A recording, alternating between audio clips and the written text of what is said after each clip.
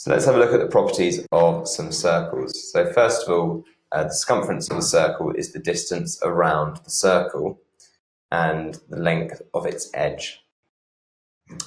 There's the radius, which is a straight line from the center of the circle to the edge.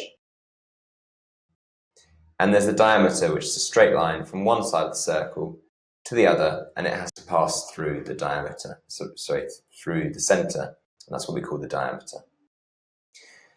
So if we've got a line that goes from the center of the circle to the edge, remember that's called the radius.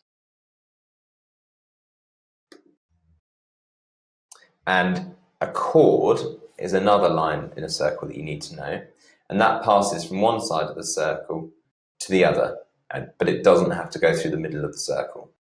So when a chord splits the circumference into what we call two arcs, okay? So the large arc is called the major arc, and the smaller arc is called the minor arc. You can also change that to think about the spaces that the chord splits up. So you can also have what we call a major segment and minor segments. The minor segment being the smaller part of the circle that the chord has created, and the major segment being the larger part of the segment the chord has created. Now, when two chords meet at any point, we say that the angle that they make together is subtended by the arc between the starts of the two chords. So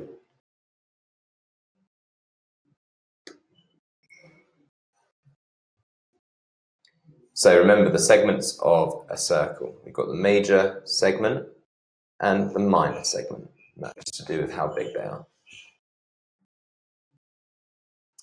The name of the red line, which connects, or it can be any color, but the name of the line that connects two parts of the circle that doesn't necessarily go through the middle, is called the chord. Now, some circle properties. A tangent is a line that just touches the edge of a circle, and the radius will meet any tangent at a right angle. Now, two radii, which is the plural of radius, split the circle into two parts called sectors.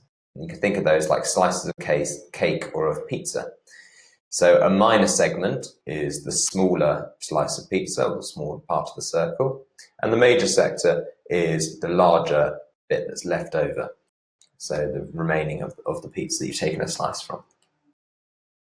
Now, two radii, if they're connected together, will form an isosceles triangle. And the reason for that is that the radii are both the same length. And if you remember, the properties of an isosceles triangle are that two lengths need to be the same. So which of these statements is true about circles? So the radius is double the diameter, or the diameter is double the radius. Well, remember, the radius is the diameter is 2 lots of the radius, so the diameter is double the radius. The radius meets a tangent at 180 degrees, or the radius meets a tangent at 90 degrees.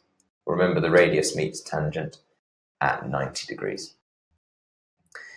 The radius of a circle meets the tangent at an angle of 90 degrees, as we've just discussed.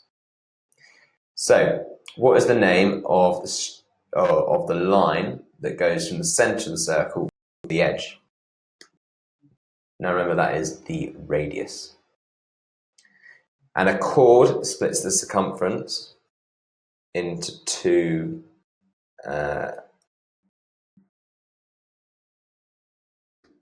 arcs.